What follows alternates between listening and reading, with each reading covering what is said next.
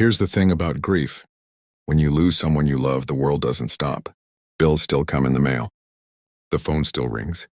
The sun still rises even when you wish it wouldn't. And for this woman, we'll call her Margaret, the world didn't just keep spinning. It actively tried to crush her. Margaret had been married to her husband Richard for 42 years. They had met when she was just 19 years old, a cashier at a small grocery store, and he was a delivery driver who used to come in every Tuesday morning. He'd always buy the same thing, a loaf of bread and a carton of milk, and he'd always find a reason to linger at her register just a little bit longer than necessary. Eventually, he worked up the courage to ask her out. The rest, as they say, was history. They built a life together, a small house on a quiet street, 2 kids who grew up and moved away, a dog named Barney who lived to be 14, and when Richard retired, they spent their days tending to the garden, watching old movies and just enjoying each other's company. Nothing fancy, just a simple, happy life. Then Richard got sick. It started with a cough that wouldn't go away. Then came the fatigue, the weight loss, the endless trips to the doctor. The diagnosis was lung cancer. Stage 4. By the time they caught it, it had already spread. The doctors gave him 6 months. He made it 4. Margaret was by his side the entire time. She held his hand when the chemo made him sick. She sat with him during the sleepless nights. She watched the man she loved fade away, piece by piece until there was almost nothing left. And when he finally took his last breath, a part of her died right along with him. The funeral was on a Tuesday. It rained the entire day, which felt fitting somehow. Friends and family came. They offered their condolences. They said all the right things. He's in a better place.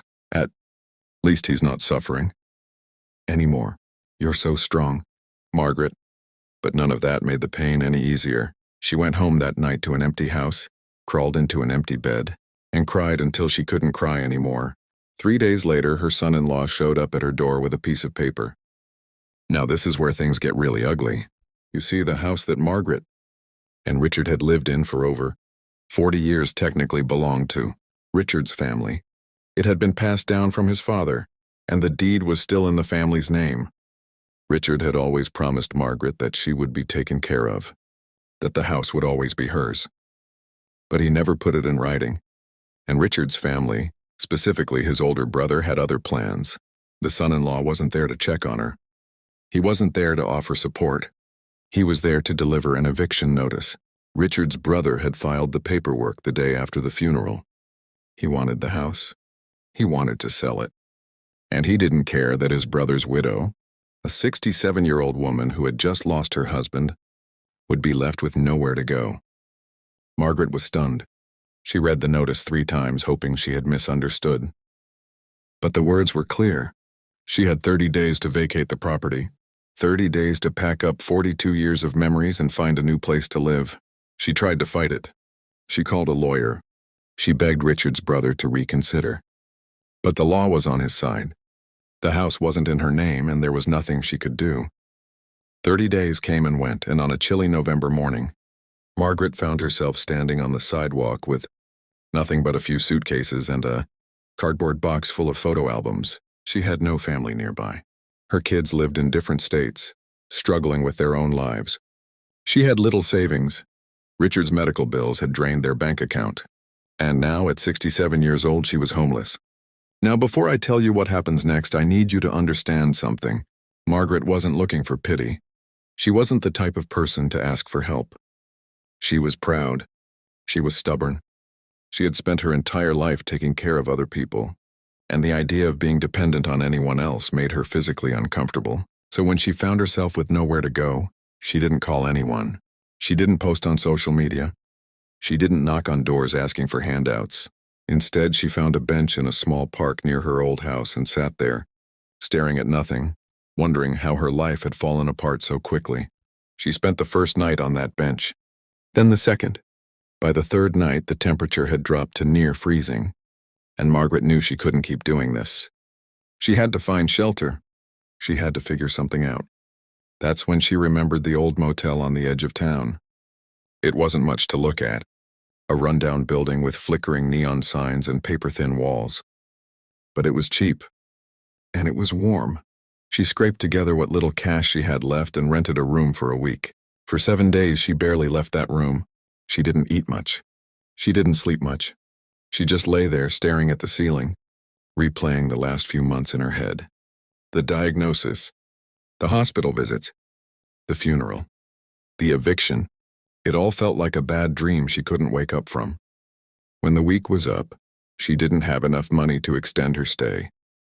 She packed her bags, checked out, and walked back to the park bench. This time she didn't even try to hold back the tears. She sat there sobbing, her shoulders shaking, wondering if this was how her story was supposed to end, alone, forgotten, broken. And then someone knocked on her door, except she didn't have a door anymore. She had a bench. But that didn't stop the knock from coming. A man appeared in front of her. He was middle-aged, wearing a heavy coat and a worn-out cap. He looked like he had been working outside all day, and he was holding a brown paper bag. "Excuse me, ma'am," he said. "I don't mean to bother you, but I've seen you sitting here for the past few days, and I thought you might be hungry." Margaret looked up at him, confused. She wasn't used to strangers approaching her. She wasn't used to kindness, not anymore. She opened her mouth to say something, but no words came out. The man sat down next to her on the bench. He placed the paper bag between them and opened it. Inside was a sandwich, a bottle of water, and a small container of fruit. "I work at the diner down the street," he said. "The owner lets me take leftovers home at the end of the night. I figured you could use them more than I could." Margaret stared at the food. Her stomach growled. She hadn't eaten a real meal in days. She reached for the sandwich, her hands trembling. "Thank you," she whispered. "I don't know what to say." "You don't have to say anything," he replied. "I've been where you are. Not exactly the same situation, but I know what it's like to feel like you have nowhere to go. It's a terrible feeling." He didn't ask for her story. He didn't pry. He just sat there keeping her company until she finished eating. Then he stood up, tipped his cap, and walked away. Margaret thought that was the end of it. A random act of kindness from a stranger. A moment of warmth in an otherwise cold world. She figured she would never see him again. But she was wrong. The next day he showed up again. Same time, same bench, same brown paper bag. This time there was a thermos of hot soup. "I figured you might want something warm," he said. "It's getting cold out here." Margaret didn't know what to make of this man. Why was he doing this? What did he want? She had learned the hard way that people don't just give without expecting something in return. But as the days went by, she realized he genuinely didn't want anything from her. He just wanted to help. They started talking. Little by little, Margaret opened up. She told him about Richard, about the house, about the eviction, about everything. And he listened. He didn't interrupt. He didn't offer empty platitudes. He just listened. His name was Frank. He was 53 years old, divorced, and had been living in a small apartment above the diner for the past 6 years. He didn't have much, but he had enough, and he couldn't stand by and watch Margaret suffer. Now here's where the story takes a turn you probably won't see coming. Frank didn't just bring Margaret food. He started bringing her blankets, then a spare coat, then a small heater that he plugged into an extension cord from the diner so she could stay warm on the bench at night. He was doing everything he could to make her situation a little more bearable. But he knew that wasn't enough. Margaret needed a real solution. She needed a home. So Frank did something extraordinary. He went to the motel where Margaret had stayed and asked the owner if he could work out a deal. He offered to do odd jobs around the property in exchange for a room for Margaret, cleaning, repairs, whatever needed to be done. The owner, a gruff old man named Mr. Henderson, initially said no. He wasn't running a charity, but Frank was persistent. He showed up every day for a week asking the same question. Finally, Mr. Henderson gave in. 1 month, he said. She gets 1 month. After that, she's on her own. Frank didn't tell Margaret about the deal right away. He waited until he had secured the room and cleaned it up. Then he went to the park, found her on the bench and said, "I've got a surprise for you." He led her to the motel, opened the door to a small but clean room and handed her the key. Margaret broke down, not from sadness this time, but from sheer disbelief. A stranger, someone she had only known for a few weeks, had just given her a roof over her head. No strings attached, no ulterior motive, just pure, unconditional kindness. "Why?" she asked him. "Why are you doing all of this for me?" Frank shrugged. "Because everyone deserves a little help sometimes. and you looked like you needed it more than anyone I've ever met. Now, I know what some of you are thinking. This sounds too good to be true, and you're right to be skeptical. The world isn't always kind.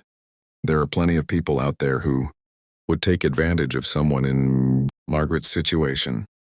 But Frank wasn't one of them. He was just a regular guy who saw someone in pain and decided to do something about it. And it didn't stop there. Frank helped Margaret find a lawyer who specialized in elder rights. He went with her to court when she challenged the eviction. He stood by her side through every step of the legal process. And here's the thing. They actually won. The judge ruled that Richard's brother had acted in bad faith and that Margaret had a rightful claim to the house. It took months and it wasn't easy, but eventually Margaret got her home back. But by that point something had changed. Margaret had made a friend, a real friend, someone who had seen her at her absolute lowest and had chosen to lift her up. Margaret moved back into her house, but she didn't forget what Frank had done for her. She invited him over for dinner every Sunday. She helped him fix up his apartment. They became each other's family. Now here's what I want you to take away from this story. It's easy to look at the world and feel like everything is falling apart. It's easy to feel like no one cares. But the truth is, kindness is everywhere. It's in the small things. A sandwich from a stranger. A warm blanket on a cold night. A knock on the door when you least expect it. Margaret's story isn't just about loss. It's about hope. It's about the incredible power of human connection. And it's a reminder that sometimes, the people who change your life the most are the ones you never saw coming. If this story touched you, if it made you feel something, I want you to do me a favor. Share it with someone you care about. Because stories like this deserve to be told. They remind us that no matter how dark things get, there's always a light somewhere. You just have to be brave enough to look for it. And if you ever see someone sitting alone on a bench, looking like they've lost everything, don't look away. Buy them a sandwich. Sit with them for a while. You never know, you might just change their entire world.